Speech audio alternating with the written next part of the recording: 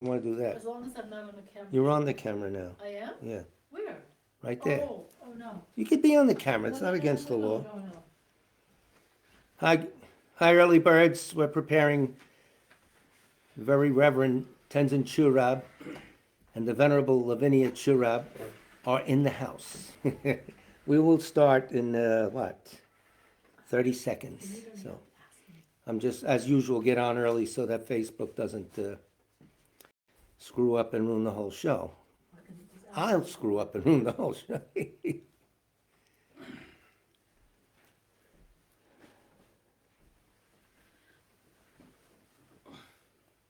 All right, man.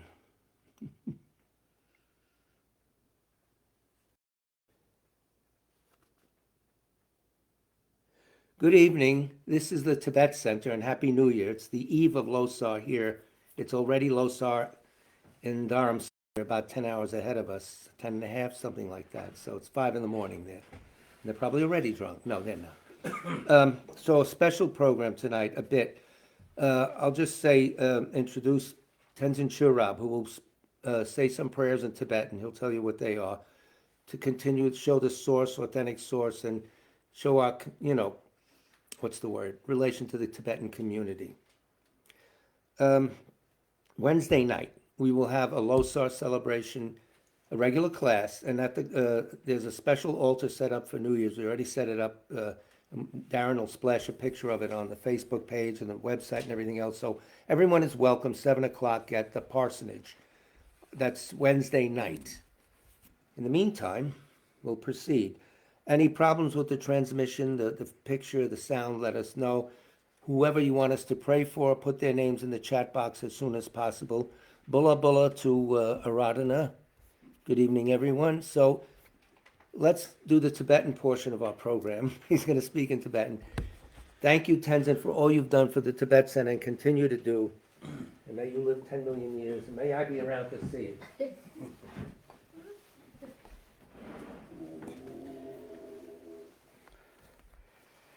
Happy Losar, everyone. Happy Tibetan New Year. 2150 year Tibetan year. So I wish you everybody healthy and success. Thank you. So now I'm gonna do the everyday daily commitment in Tibetan. Jumbo jumden de dije shobo ta jumbo yanda bo zube. Sanjeri bodo shazo dembo te bo shobo jide kembo kibo dube kalu. Lana me bo Lada menon ye dembo zange jumden de bege wa shagya duba la chat. Chodo gyazo che wo kanze ganye zo kenon de zaje de la gombo du. Gane jide de na jije zo de zeke bo kyo la chaze lo nando gunga chodo suzan wa yishe gyazo se gelon bo da tabo jide suna la me. Gombo chinye kyo la chaze lo tenzo dembo time da we sho se do tabo kyo la chaze lo tuje kyo da si ba suma je nyame kinje kyo la chaze lo gombo du je che dembo. Tamje gembe tumba bo sonam yende gyazo she de she shala chaze lo tabe tu ja de wa ju kiwe nyu zo le du chido de da chu yo bo chin jo gyo la chaze lo do we de la la ya de la ba ta la ra do ne chinge dam ba yende de so je gen de la chaze lo de ba che ya mi ja she ke wa be zo zo bo je rang ge sim ne yun zo de te ne san ye tem ba ye kamara be ma me Kumazuwa chubo da mela lo da tinda bo di je gena de da sonam di adam je suwa yo kumbo gyune gyunge ta do kada na da chibe la do be zube to le do wa do bara sho. Now, long life pray for His Holiness the Dalai Lama. Ramjan gebe sanzo manu bo kanje chi ya chabe gyudu go si je gele gunjo ishe no gungyo drinje la me zona taja dujo dobe so dena kanje kumbo dinze gyazo i kuze mi she ke ya rabde je shende lunge duba chingya chuyo guza kyo da nyam jebe dure dije ishe gyume de tame tenda tembe gingo do shabe idam la zo tamje la taja dujo dobe so den 간jen 공부 딘제 갸조이 고제 미제게 갸라데 신데 룽게 도와 징게로 반도 윤데 룬도 틸레게 나와 도고 갸조 다제 벤제 도조 나와라 예라 람잔데 zon갸와 담제라 다자 도조 도베 소데나 간jen 공부 딘제 갸 고제 미제게 갸라데 신데 룽게 도와 징게로 지데 숨레 간게게 도지 초도시와 남자노보 Samemiyo kusan kebe ba tezo dambe chuge zona la taja dujo tabe so dena kanje gombo tenze kyazo yi kuze mi shege gyara dech. Shende lunge ruba chinge lo tsibe chugo jomla chaba be tende ngozo chabe yi sheche. Namda duje tangle mi jeba rido babe kende tamche. Taja dujo tabe so dena kanje gombo tenze kyazo yi kuze mi shege gyara dech. Shende lunge ruba chinge kaje shida ne dure do dendo nyamga robe je na jo labza do la robe ne zo ba we kan do sona taja do jo robe so den na kanje gombo den je ga zo yi go ze mi je ge ga ro de je shende lunge do ba jinge to je chanje ga da che ge de mi de robe te do ne go ne den da den je gyong we tu ze ji je chen den de zo ga zo 다자 두조 더베소 데나 간젠 공부 딘제 갸조이 고제 메셰 게갸라데 신데 룽게 루바 칭게로 데달로 메게게 존나 슈라니네 고베소 데데 니미세 메송오라노베 다조 간조 도베 콘제보 나와로사 딘제 갸조 소조 메셰 메게메노 보심제 용데 도제 닝베르 카와 갸조이 메타데 조람존 갸조 군게 Zabe go ning do chaba sung we lob jeng ge tile gombe no be ning bo je shaba ji je lung ge do gyo je de de zo da ga sa nang ge go lu je nga zo chi do ta du shi tu de ju do gun do ra da we ge ze ze je ze mo gi gyo je cha na be me chi la du ze ge ta zo ni ge sung go ta me chi ka je ru be che be ra ne ne go za ju je ge zo ta zu zo min ju se je ge we chi la da ten de lu wa me be ten ba Tage la zanta be tudo ge membe dunge te la drubro sho. Now I'm going to do the quick written for Radhikong Rinpoche in Tibetan. Kego ishe tule tumba nyingome suzo rube kepchobo lama lo san tuwa tuje ja tende memba drube wambe. Age wanjo lo san kewe de sheda drube choda pewa la jeme lo rene tuba ye tembe tume chembo sowa de tuge lo me chanjo chembo. Tage dundo nije tamje je shinde suge tule tuba de kecho samba namla yudan je yudan tuge tuwe tamje. Side bardo dowa miseba chuge yunle tuge tadunge nyeda chude nyuje la jezo kezo sambe bata chimba. Yongzo tu de zin la tadewe chude ije sambe wanyi no loza tembe pade nyuje zo kunjo rinje sumge te. Nyunzen gonda le she ma zuma tenzum gyazo yandre da jeza nyudo shebe tende lundo waze. Kare rabe kobe shinga de penda tewa male chungene chere singwa tenzi gyazo. Shabeside Bordo, thank you very much. Happy Tibetan Losar. Take care. You don't like it? What's it? Floppy. I love this, it's pretty. Good for you. Thanks, Tenzin. He's such a supporter of our center. Wait till you see the job he did. We'll put it on the Losar shrine situation. So he already did the prayer for His Holiness swift return. So we'll just do the prayer for the spirit of the teachings, the Heart Sutra, and the Bodhisattva vow, refuge Bodhisattva. We'll get started. We have a lot to do, of course.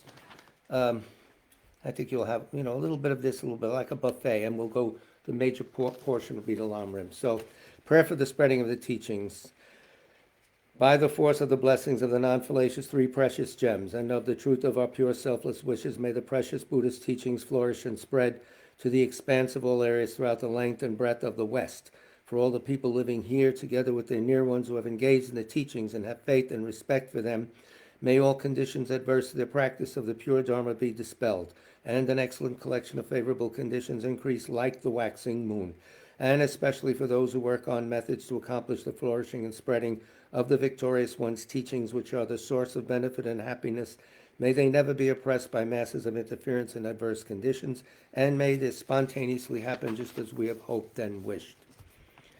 Thus have the Heart Sutra. Thus have I heard once. The Blessed One was dwelling in the royal domain of the Vulture Peak Mountain, together with a big gathering great monks and great bodhisattvas. At that time, the Blessed One entered the samadhi which examines the dharmas called profound illumination, and at the same time, noble Avalokiteshvara, the bodhisattva, Mahasattva, looking at the profound practice of transcendent knowledge, saw the five skandhas in their natural emptiness.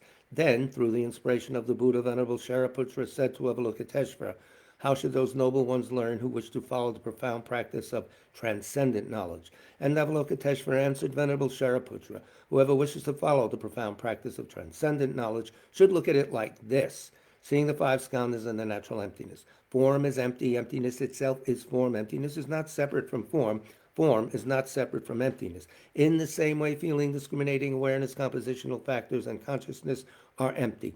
Thus all the dharmas are empty and have no characteristics. They are unborn and unceasing. They are not impure or pure. They neither decrease nor increase. Therefore, since there is emptiness, there is no form, no feeling, no discriminating awareness, no compositional factors, no consciousness. No eye, no ear, no nose, no tongue, no body, no mind, no appearance, no sound, no smell, no taste, no sensation, no objects of mind, no quality of sight, no quality of hearing, no quality of smelling, no quality of tasting, no quality of sensing, no quality of thought, no quality of mind consciousness. There are no nidanas from ignorance to old age and death, nor their wearing out. There is no suffering, no cause of suffering, no ending of suffering, and no path, no wisdom, no attainment, no non-attainment. Therefore, since there is no attainment, the bodhisattvas abide by means of transcendent knowledge. And since there is no obscurity of mind, they have no fear. They transcend falsity and pass beyond the bounds of sorrow. All the Buddhas who dwell in the past, present, and future by means of transcendent knowledge, fully and clearly awaken to unsurpassed, true, complete enlightenment. Therefore, the mantra of transcendent knowledge, the mantra of deep insight, the unsurpassed mantra, the unequaled mantra, the mantra which calms all suffering, should be known as truth, for there is no deception in transcendent knowledge. The mantra is proclaimed, Tayat Om Gate Gate Parasam Gate Bodhisoha. O Shariputra, this is how a bodhisattva, Mahasattva, should learn profound transcendent knowledge. Then the Blessed One arose from that samadhi and praised the bodhisattva, Mahasattva, Avalokiteshvara, saying, Good, good, O son of noble family, profound transcendent knowledge should be practiced just as you have taught, and the Tathagatas will rejoice.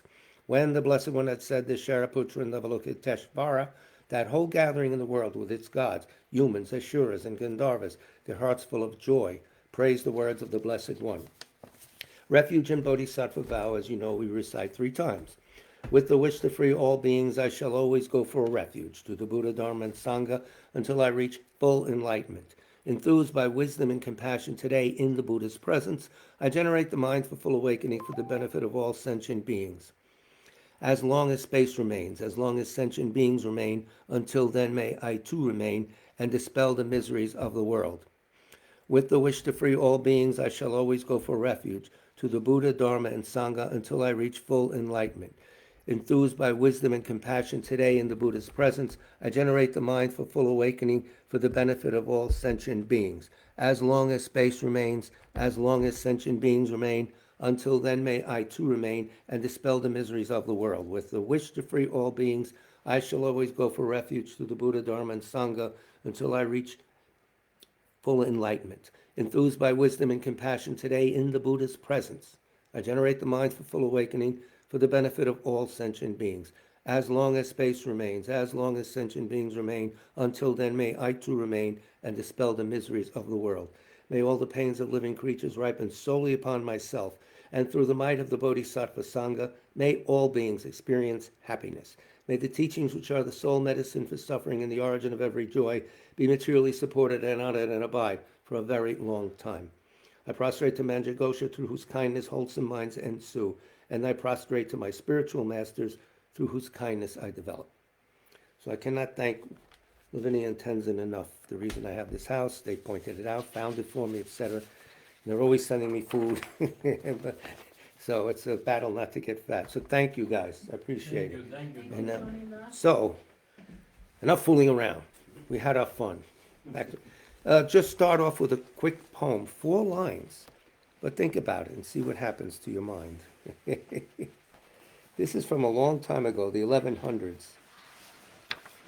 And this person's name is Phagmo Drupa Dorje Jalpo.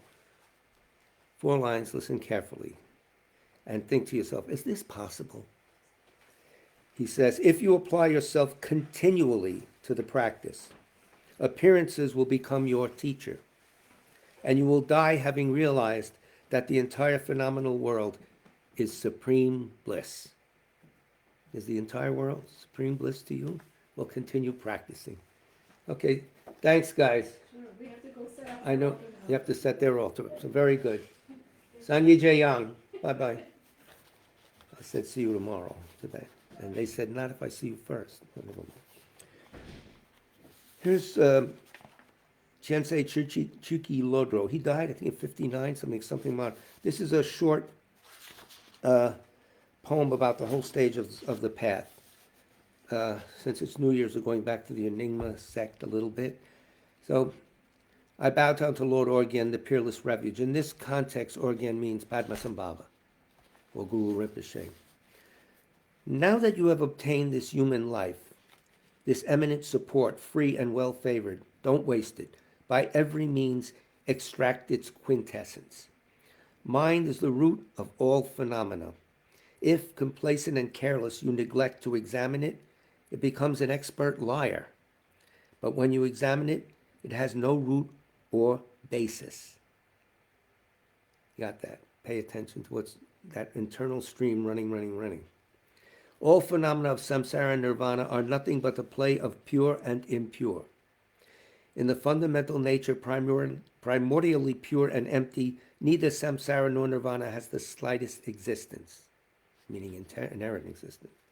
Emptiness is not a mere nothingness. It manifests spontaneously as radiant wisdom, and from it, awareness and compassion shine forth. Awareness has no name, no characteristics. From its creativity, the multiplicity of samsara and nirvana arises, yet what arises and what makes it arise are not two. Simply rest in this non-duality. Motionless, rest in the tranquility of body. Breathing naturally, rest in the tranquility of speech. Not chasing after attachments, rest in the tranquility of mind. Rest in a state of immensity, ease, and freedom. Immensity, ease, and freedom. This awareness of unborn Dharmakaya is not a product of causes and conditions, but is present of itself, vivid, simple, naked, unaltered by notions of subject and object, unaltered by conceptual efforts. Rest in this effortless contemplation. But rest is just a word. In truth, there is no one who rests and nothing to rest in. No pointing at reality. I think we're used to this kind of language. At all times, without distraction, maintain the recognition of the face of Dharmakaya, awareness-emptiness. Deluded samsaric activities have no end. The more you strive in them, the more they multiply. And the more thoughts of enmity or attraction invade your mind, thus creating the cause for being reborn in the lower realms. Put your trust in the Dharma. Blend your body, speech, and mind with it, and thus entering the path of liberation and enlightenment. At the time of death, you will have no regret. In this life, as well as future lives, you will go from bliss to bliss. I'm signing up for that, yeah. Next verse. Contemplate above your head or in your heart the teacher who shows you the greatest kindness. You could put His Holiness Dalai Lama, whatever, as inseparable with the great Orgyen, and arouse ardent devotion. When good or bad events, happiness or suffering arise, pray to your spiritual father or mother, and merging your mind with this mind, remain in that state of union. When the hour of death comes, give up all attachment and aversion. Meditate on Lord Orgyen above your head, or whoever your personal deity, Tsong-kha-pa, whatever. Visualizing your consciousness as a syllable Hri upon a disk of light, make it dissolve into the Lord Orgyen's heart. If you practice its meditation regularly now, you will remember it easily at the moment of death and pay to be reborn in the glorious copper-colored mountain. That's the pure realm of Padmasambhava. Oh, you can pray in Tushita heaven or Sukhavati, whatever. In brief, the practice of Dharma is to sever all ties to samsara. That's what we're talking about. To cultivate gentle love and compassion for all beings of the 6 realms, and at all times without distraction, to thoroughly master your own mind. Although I have no inner realization, I, a dharmaless fellow who lives on religious wealth called Chuki Lodro, wrote these few pieces of advice, simply not to refuse the request of the noble and virtuous Lady Pelu. Sarva Mangalam, may all be auspicious. So that's our little poetry spot for the night. Now, this book we'll be coming back to as an aid to our understanding of the Lam section on emptiness. Are we going through nicely? Because I'm getting error messages. I hope I'm still going out. Darren, let me know if everything is screwed up, because I don't have any other monitor on. Okay. This is a book called Realizing Emptiness, Madhyamaka Insight Meditation by Gen Lam Rinpa. His Holiness said this is the best teacher of emptiness around today. I like to hear that. And he's pretty good himself. So. Translated by Alan Wallace, B. Alan Wallace. So this is the introductory chapter. And he emphasizes not just emptiness, but the purpose of it, and also great compassion. This is Holiness pictured by Clive Arrowsmith. I was using it as a bookmark. Maybe it's not right. I don't know. Anyway, this is page 17, the introduction. And we'll dip into this book from time to time because he does explain certain things that seem difficult to understand. He does it very clearly. The significance of compassion and insight. Always the two tracks are running. The emptiness, the profound, and the vast. We could put it that way and get it over with, okay? By meditating on emptiness, Gen Lam Rinpa starts out, one can sever the root of cyclic existence. This implies that if one meditates on emptiness with a spirit of emergence or renunciation, one can eradicate the afflictive obscuration, and if this practice is motivated by a spirit of awakening, bodhicitta, in other words, one can further eradicate the cognitive obscurations. In other words, the first group gets you out of samsara, the second group gets you omniscience, Buddhahood.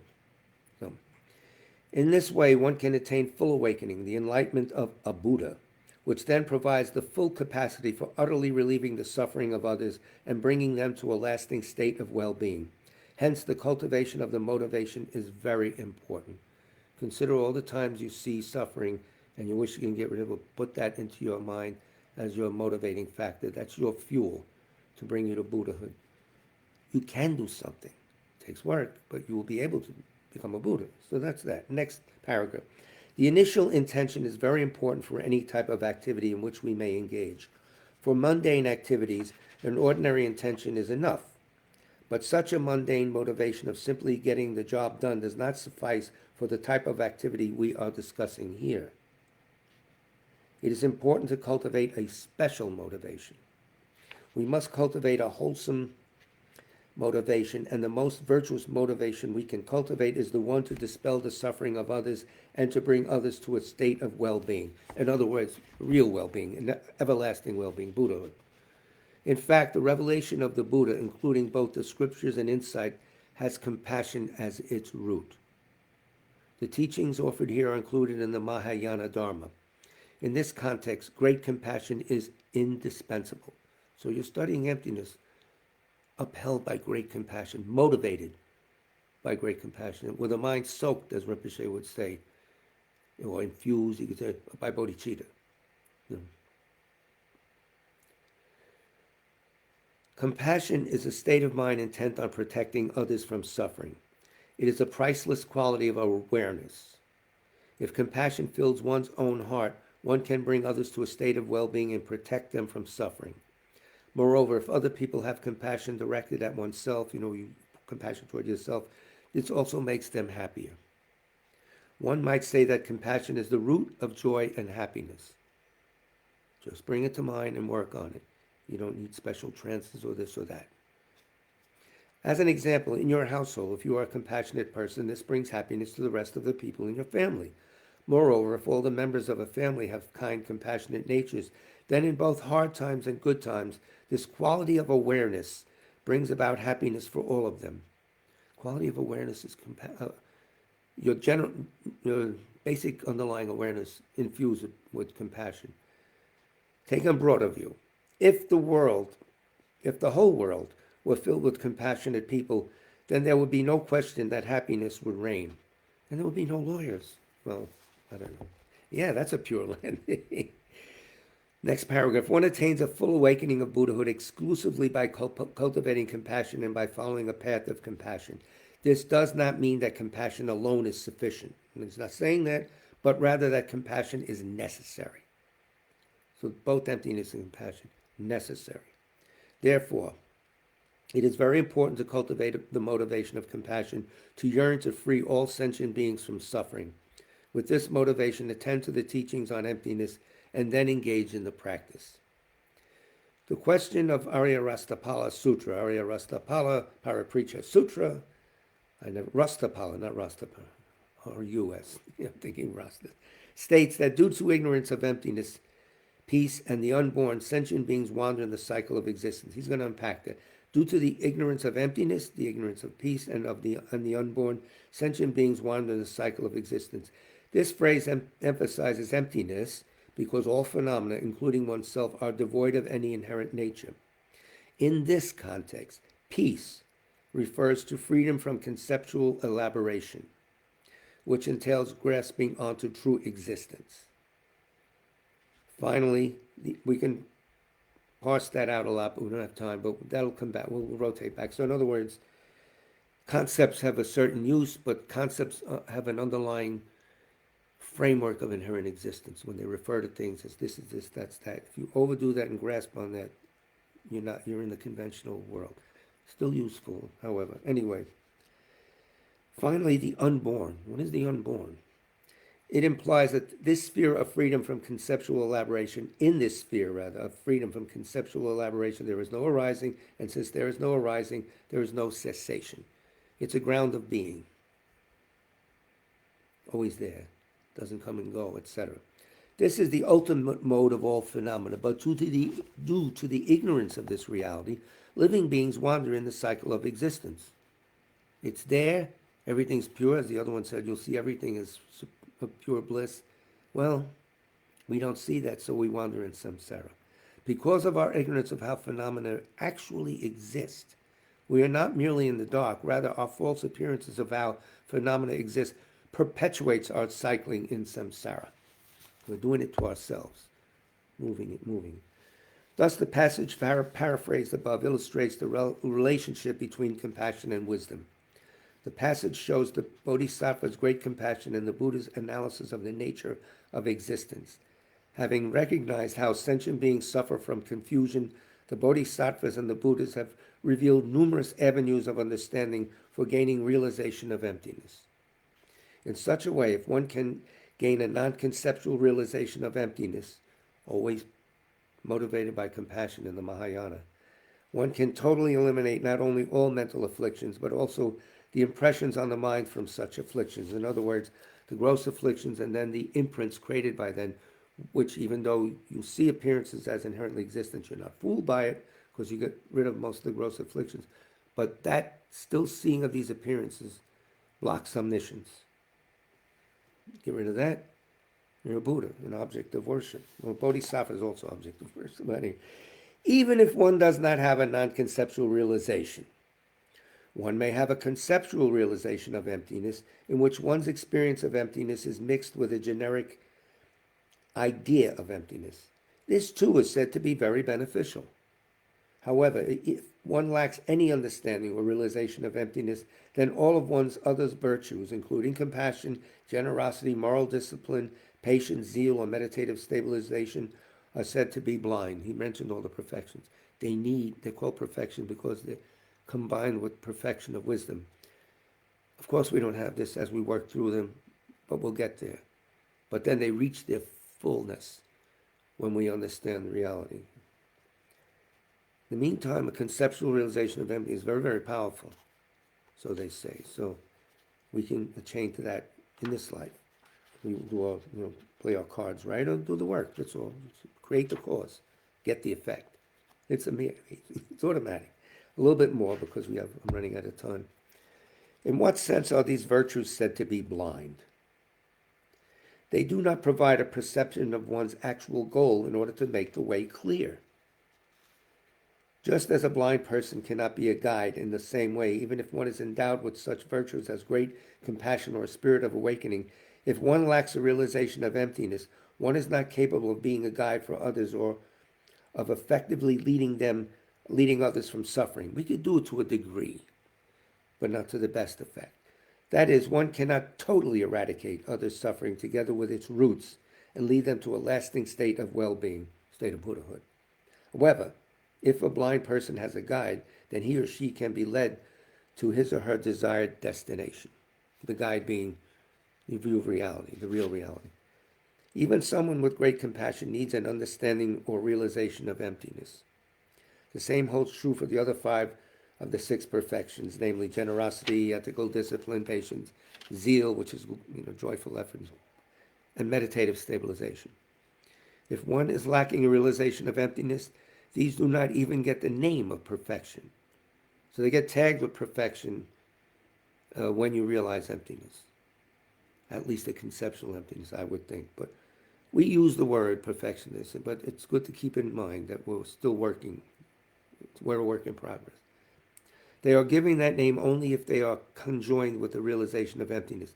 The Tibetan word perfection, parotu chinpe, literally means to go beyond, to transcend. Thus, the perfection of wisdom is so called because it leads one beyond the cycle of existence to the transcendent state of liberation. So one more little paragraph. What are the benefits of transcending samsara? Tune in next week. No. This cycle of existence in which one is subject to birth, aging, sickness, and death, what's the benefit of getting out of it? Well, it should be obvious. By transcending this cycle of existence, you attain a state in which you are free from both birth and cessation. This is like escaping from the gravitational field of the earth in a spaceship. In short, the perfection of wisdom has extraordinary benefits to it.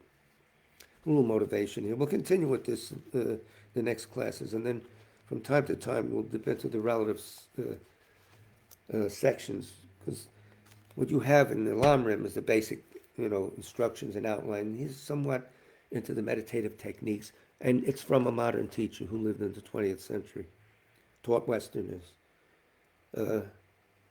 deep meditator. We'll give a little background next time.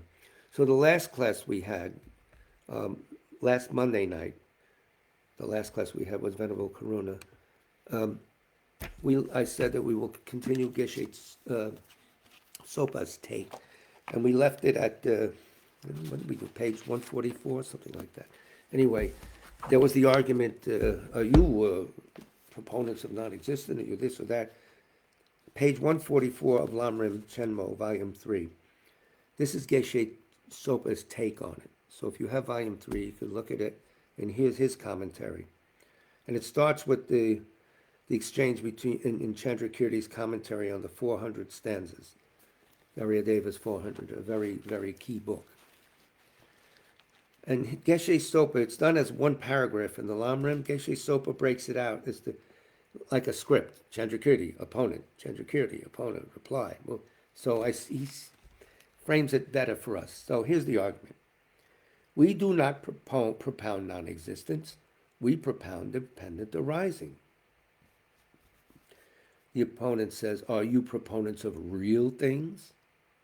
No, because we are proponents of dependent arising. You must understand real here as something standing on its own, not in the cycle of cause and effect, whatever. Inherent. The opponent says, so what do you propose?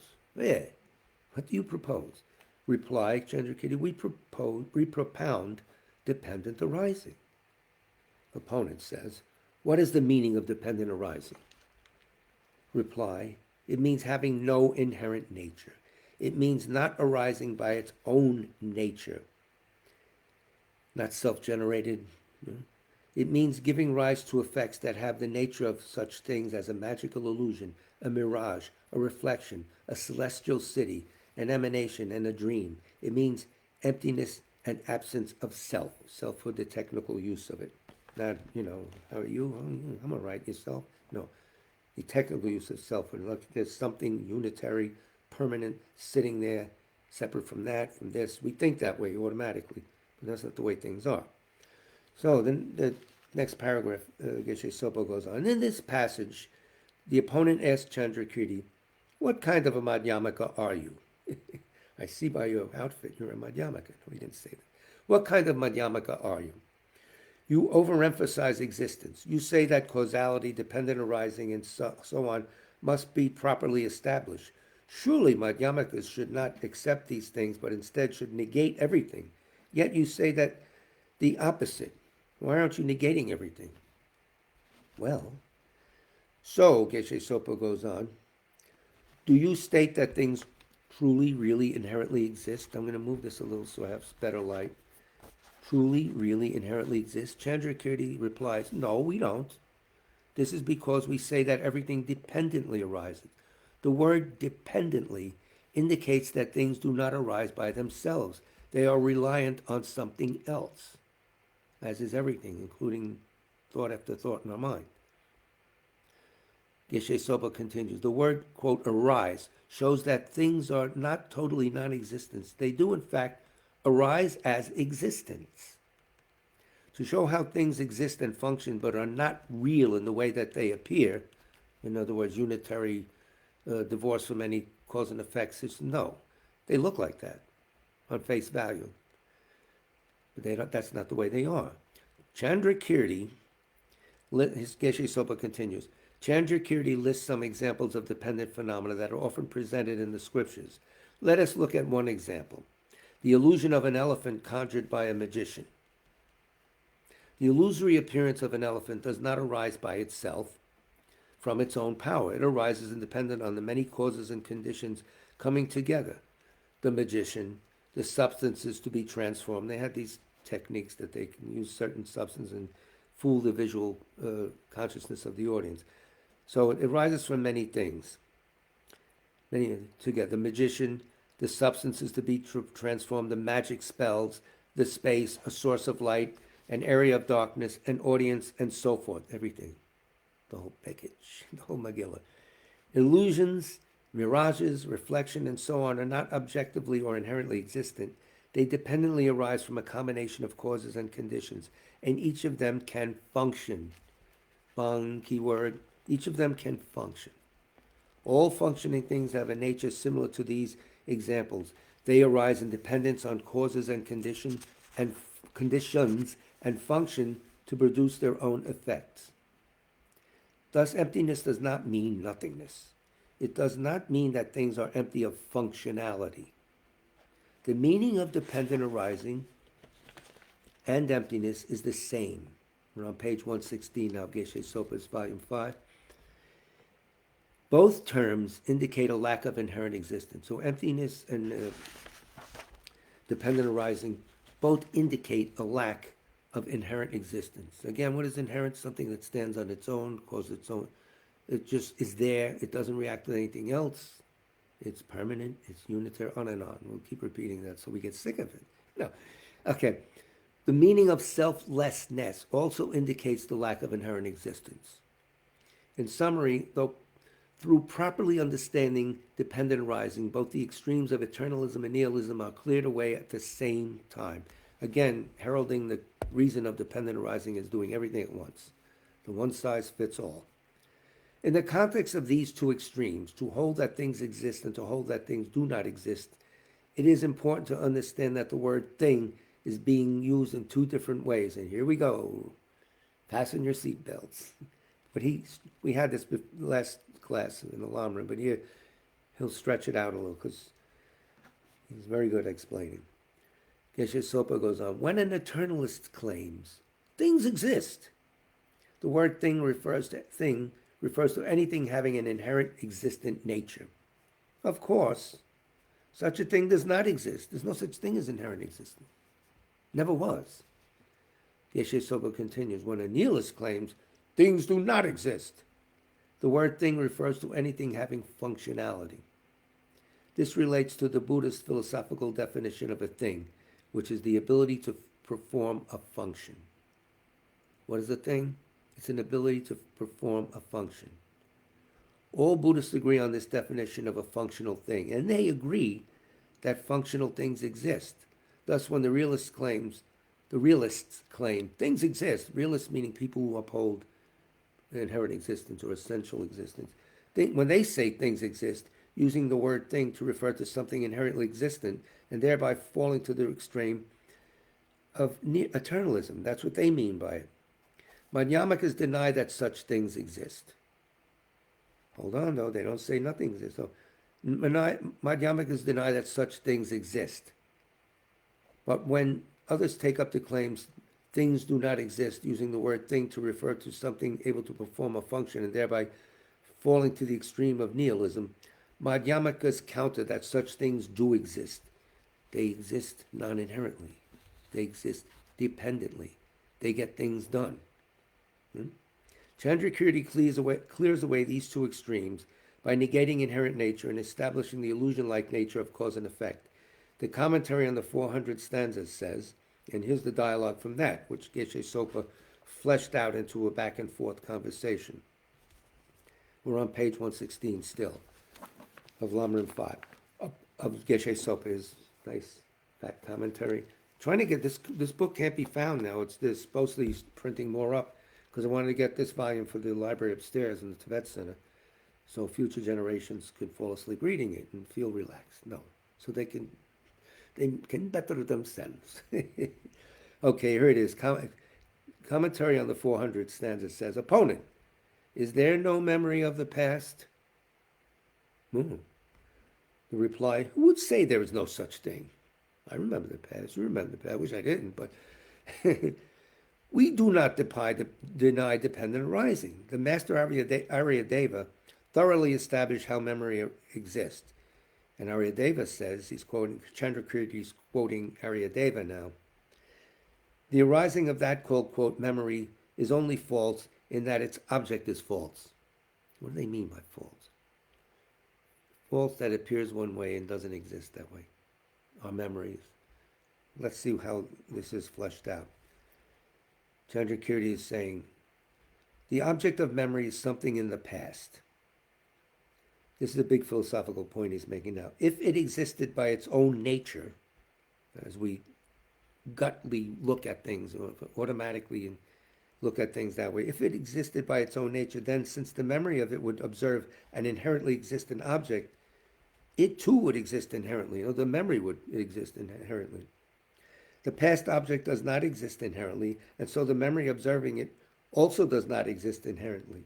This is established as false. False. False here, Chandrakirti goes on, means not existent inherently, yet dependently arising.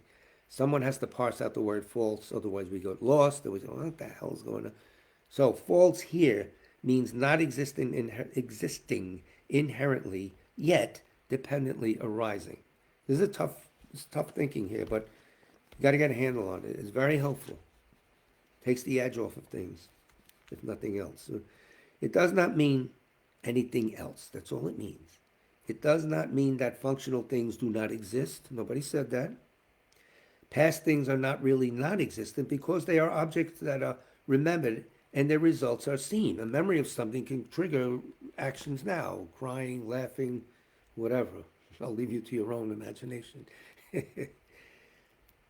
Chandrakirti continues, moreover, they are not inherently existent because if they were, they would be permanent and directly ascertained.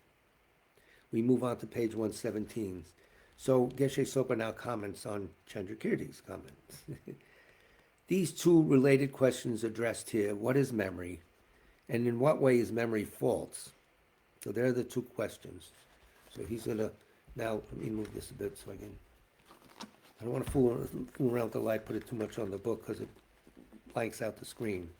Geshe Sopa's okay, we're talking about two questions here. What's memory, and in what way is memory false? When memory occurs, past things appear in the present mind. The mind that remembers something is present right now. The object ascertained by this mind is in the past. The mind that thinking of it is in the present. The object is in the past. Your wonderful trip to the beach or whatever. That was in the past because it's too cold to go now. Whatever. So you got that. The object exists in the past. The mind that thinks about it is in the present. The object appears to be present, but it does not actually exist in the present as it appears to. In this sense, any memory is false. Yes, because we think it's there right now. You can go into a trance, think about the good time, and blah, blah, blah, and even be spurred to action by the memory. But it's in the past, so it's false in that sense. Here, the term false does not mean that memory is wrong. False refers to something that does not exist exactly as it appears. That's a very nice way of saying it. So I'll say it again. Geshe Sopa says it wonderfully. In this sense, any memory is false. Here, the term false does not mean that memory is wrong. False refers to something that does not exist exactly as it appears. This can be applied down the line as we study Buddhism. So, memory is false because both the object and the mind perceiving the object do not exist exactly as they appear. The mind observing and the object observed do not exist exactly as they appear. So memory is mistaken with regard to its appearing object, which occurred in the past, but it looks like it's here now. But it is not mistaken with regard to its held object. Yes, I remember that. That's right. That we didn't go to the beach and we didn't get arrested. No. That held object, Geshe Sopo goes on, exists. The past thing that is recalled appears to be present, but is not present. So, in this sense, it is false. Second point. You got it? The mind to which the past thing appears is also false, in that it perceives its object to be present when it is not. So all these hot fantasies, they're not present. Sorry. You got the idea? This is how the mind works. And understanding this mechanism helps us immeasurably. It's very therapeutic. Geshe Sopa continues, and I'll shut up. On page 117, we're about the middle of the page. When we remember something, it seems as if we are directly perceiving the object itself, but we are not. Memory is thought. It is not direct perception. It remembers the past thing, but its appearing object is a conceptual image of that past thing. Your memory is a conceptual appearance of that past thing, conceptual image of that past thing. It mixes up the appearance of the conceptual image and the actual thing that is past.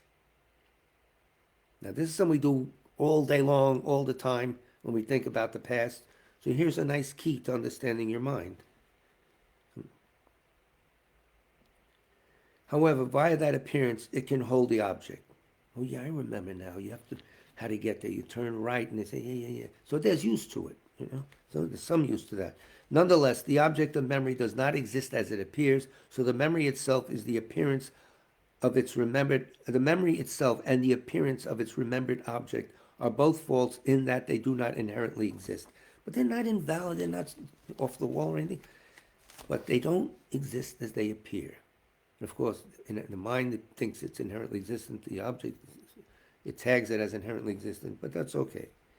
We'll hold on to that. So false, I'm still on page 117. So false does not mean that memory and its object are nothing. It does not mean that something appears that does not exist at all. False simply negates the idea the object arises because it exists inherently. It negates that idea. That's why they're saying it's false. The object arises because it exists inherently. That's false. It negates that idea. We think that way. We're thinking wrong. There are no inherently existent past things. If past things existed inherently, they would be permanent, existing now in the same way without any change. Think about it. Nice how you could use. Just think about it. That's very clean the way he said that. There are no inherently existent past things. If past things existed inherently, they would be permanent, existing now in the same way without any change as they did in the past. Well, you thought they did in the past, but nothing exists without changing. Not only would they exist continuously, but also the mind apprehending them would perceive them directly. But memory does not grasp its object directly. The object does not appear to it. If memory were a directly perceiving awareness, its objects would be in the present, and those past things would still exist. It's memory. It's not a thing appearing now. If this were so, then we are back to those things being permanent. So using the idea of permanence and permanence as a stepping stone into emptiness is very useful. As Nikki also says, an experience of impermanence is not experience of emptiness, but it will certainly work that way, and you could see if things were inherently existent, they would be permanent. Oh, that's easy to understand, and we could work around that. Next paragraph from the bottom of page 117. This brings up an interesting point to debate. I don't have time. Never mind. All types of supernormal knowledge, such as seeing past lives, perceive their objects directly, unmixed with a conceptual image. We're talking about yogic perception now. Supernormal. All types of supernormal knowledge, such as seeing past lives, perceive their objects directly, unmixed with a conceptual image. So when you have supernormal knowledge of your past lives, you perceive them directly. Wait a minute, how is this possible? Geshe Sopa asks. Tune in next week. No. The past life is not here in the present, so how can supernormal knowledge directly perceive it? Are those lives still there? Are they permanent? Is supernormal knowledge seeing an image of the past in the present? You can debate this. And we'll leave it at that for Wednesday night. Bottom of page 117, Geshe Sopa's volume 5, because we just done ran out of time, boys. I'll just give you a little taste. In an ordinary sense, memory is thought. It perceives a conceptual image. In an ordinary sense, key word, perceives a conceptual image, a past thing through the power of certain potentialities that this thing has left on the mind stream. Yeah. This means that the past things are not totally non-existent, in that their effects continue to function. Yes, we'll leave it at that now. So that's the start. But think about that. And think about how the mind pulls up things from the past, and they can function. You could remember stuff. You can, you know. Let's see for whom we'll pray. For whom we shall pray for. Bula Bula, Rodney, yes. Let's see. Happy Losha, yes.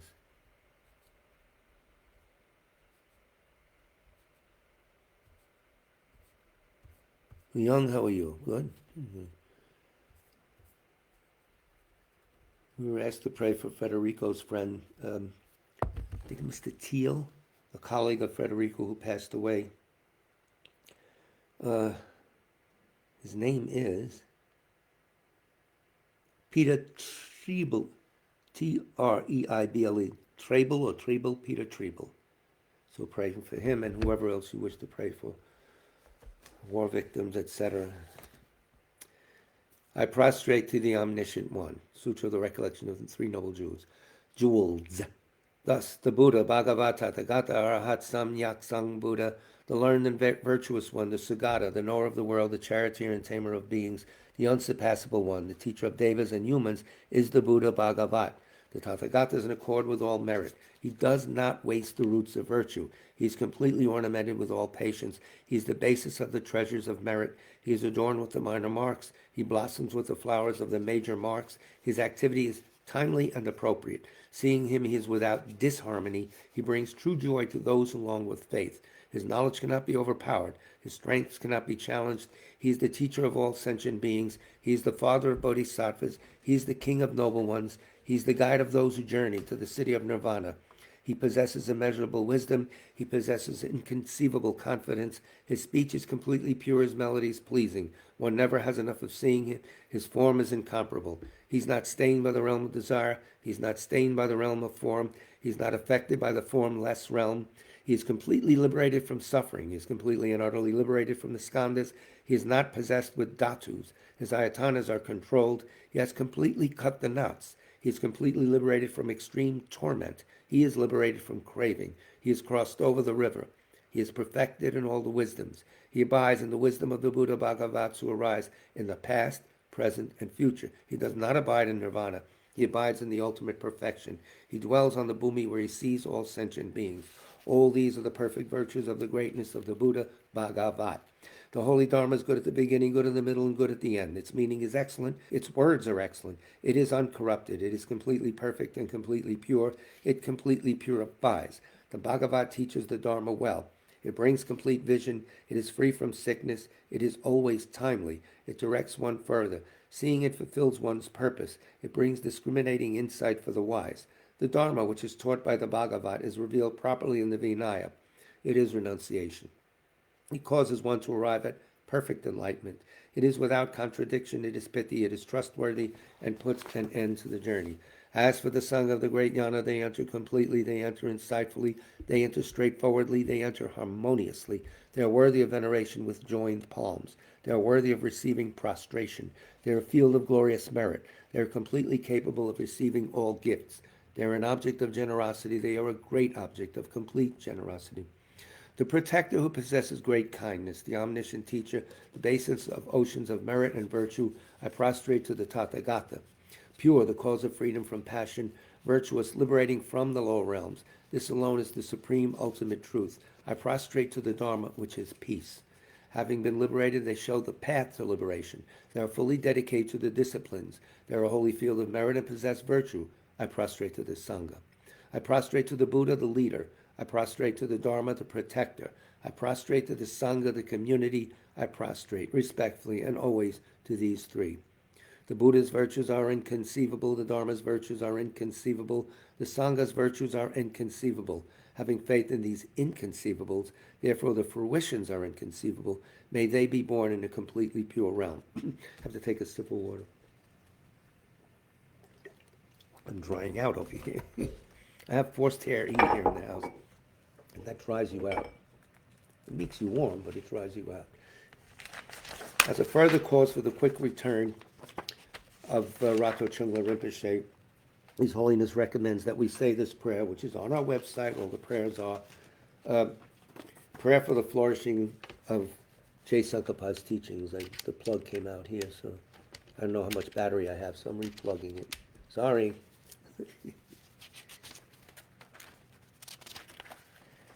Though he's the father, producer of all conquerors, as a conqueror's son, he produced the thought of upholding the conqueror's dharma in infinite worlds. Through this truth, may the conqueror Losang's teachings flourish. When of yore in the presence of Buddha Indraketu, he made his vow, the conqueror and his offspring praised his powerful courage. Through this truth, may the conqueror Losang's teachings flourish. That the lineages of pure view and conduct might spread, he offered a white crystal rosary to the sage who gave him a conch and prophesied. Through this truth, may the conqueror Losang's teachings flourish. His pure view free of eternity or destruction, his pure meditation cleansed of dark fading and fog, his pure conduct practiced according to the conqueror's orders, may the conqueror Losang's teachings flourish. Learned, since he extensively sought out learning, reverend, rightly applying it to himself, good, dedicating all for beings in the doctrine, may the conqueror Losang's teachings flourish. Through being sure that all scripture is definitive and interpretive without contradiction, advice for one person's practice, he stopped all misconduct. May the conqueror Losang's teachings flourish. Listening to explanations of the three Pitakas, realized teachings, practice of the three trainings, his skilled and accomplished life story is amazing. May the conqueror Losang's teachings flourish. Outwardly calmed and subdued by the hearer's conduct, inwardly trusting in the two stages practice, he allied without clash the good paths of Sutra and Tantra. May the conqueror Losang's teachings flourish. Combining voidness explained as the causal vehicle with great bliss achieved by method, the effect vehicle, heart essence of 80,000 Dharma bundles, may the conqueror Losang's teachings flourish. By the power of the ocean of oath-bound doctrine protectors, like the main guardians of the three beings' paths, the quick-acting Lord, Vaishravana, Karmayama, may the conqueror Losang's teachings flourish. In short, by the lasting and glorious Guru's lives, by the earth being full of good, learned, reverend holders of the teaching, and by the increase of power of its patrons, may the conqueror Losang's teachings flourish. And now we recite as the 8 verses on training the mind, which I hope you understand it more fully after Venerable Tenzin Karuna's nice lecture last Wednesday night, a gem, worth going over. It's all recorded on our Facebook page and elsewhere. With the determination to accomplish the highest welfare of all sentient beings who surpass even a wish-granting jewel, I will learn to hold them supremely dear. Whenever I associate with others, I will learn to think of myself as the lowest amongst all, and respectfully hold others to be supreme from the very depths of my heart. In all actions, I will learn to search into my mind, and as soon as a disturbing emotion arises, endangering myself and others, I will firmly face and avert it. I will learn to cherish ill-natured beings and those oppressed by strong misdeeds and sufferings, as if I had found the precious treasure difficult to find. When others out of jealousy treat me badly with abuse, slander, and so on, I will learn to take all loss and offer the victory to them. When the one whom I benefited with great hope unreasonably hurts me very badly, I will learn to view that person as an excellent spiritual guide. In short, I will learn to offer to everyone without exception all help and happiness, directly and indirectly, and respectfully take upon myself all harm and suffering of my mothers. I will learn to keep all these practices undefiled by the stains of the 8 worldly concerns, and by understanding all phenomena as like illusions, be released from the bondage of attachment. So our next class is Wednesday night, the 22nd, I think so. Tomorrow's the 21st. Yeah, 7 o'clock, and it's a New Year's celebration because LOSA will be in full swing. It's a 3-day celebration. You can see our nice altar, or you can watch it online, whatever's convenient for you. Saturday will be a tarot practice, and it'll be the last day that Venerable Karuna will be here in the United States. She's going back to her classes in Dharamsala a few days later. And she will return, we hope, in the mid-July as a short residency at the center, like a month and a half or whatever. So thank you so much for your kind and patient listening and putting up with the shenanigans that happen here. We don't have good production values, but that's the way it is. Big love to all of you. Stay safe.